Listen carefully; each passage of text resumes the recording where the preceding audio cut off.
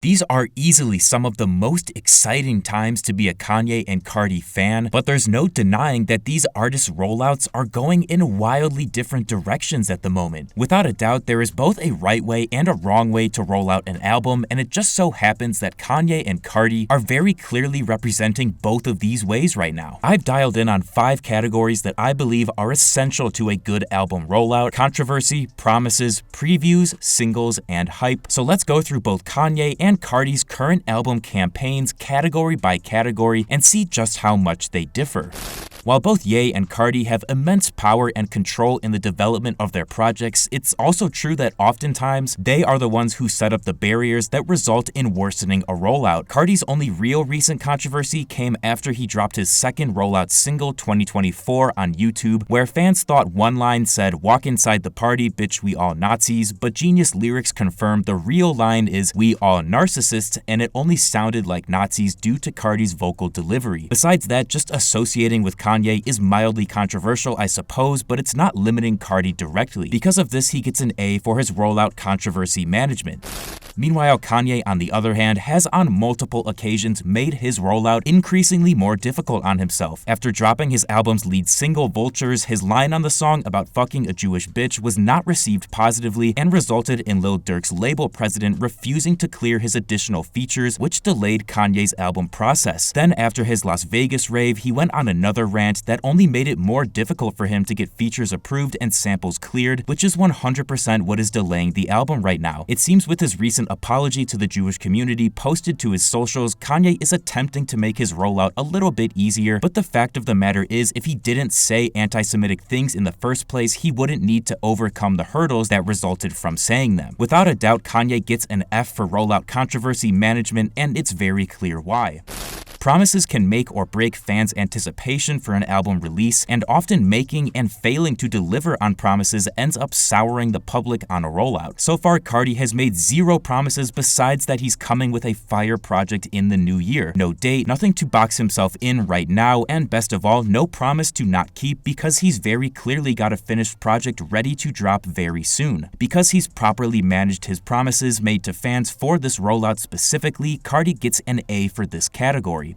Kanye, on the other hand, has basically failed to keep every promise he's made so far. He scrapped the multi-stadium listening event, he missed his original confirmed release date on December 8th, not to mention all the dates before that we supposedly heard he wanted to drop. Then he missed the December 15th date because of his Vegas controversy, and as of right now, it's looking like he's gonna once again fail to hit another release date of December 31st. Seasoned fans are used to this, but new fans are no doubt exhausted and likely have lost any trust they had in Kanye's word. Because of this, I'm giving Kanye's rollout promises an F for obvious reasons, and because his current trajectory is to continue missing dates. Previews is a category that I'd say Kanye actually does not get an F in. I'd knock him here because I actually think he's previewed a bit too much of the new album. As a fan, I love it, but from a rollout success perspective, there's only a handful of songs we haven't heard if he sticks with the confirmed Vultures track list, which means a lot of fans might not listen on release because they've already heard a large majority of the album. For this, I think Kanye deserves a B. He shouldn't get docked too hard for a lot of previews, but still, you gotta leave some things up to imagination.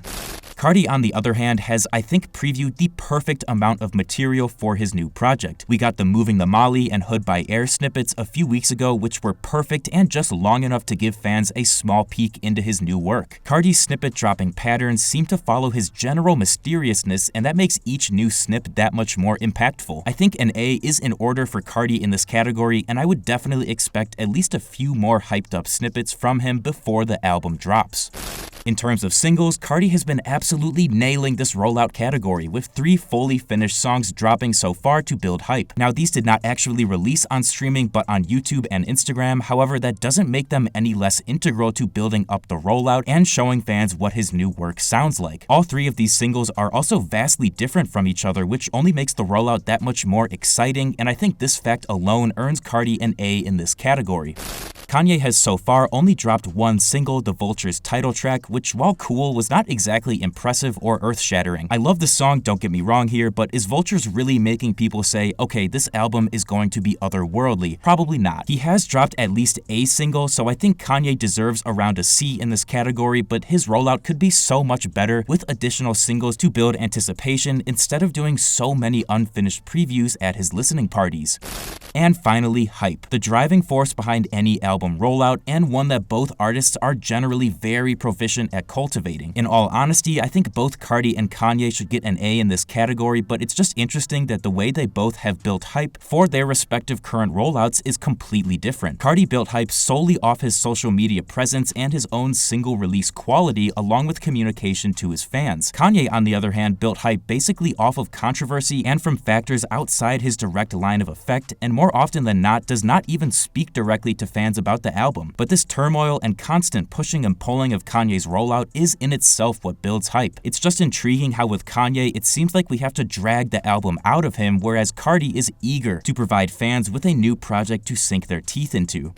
Tallying everything up, Carti gets an A in every single category, making his rollout objectively very good. Kanye, on the other hand, gets an A in hype, but with an asterisk because a lot of it is due to the controversies, which along with promises are where his 2 Fs fall. He gets a C for singles and a B for previews, and overall, man, this is just not a good rollout at all. It's been chaotic and all over the place, and you can just feel a bit of fatigue among the Kanye fan base. Of course, there's still time for Kanye to turn it around and Carti to really screw up, but as of right now, I don't see either of those things happening. Thank you guys so much for watching. If you enjoyed, feel free to leave a like and subscribe to my channel for more videos like this, and let me know down in the comments if you agree with my assessment of Carti and Kanye's rollouts so far.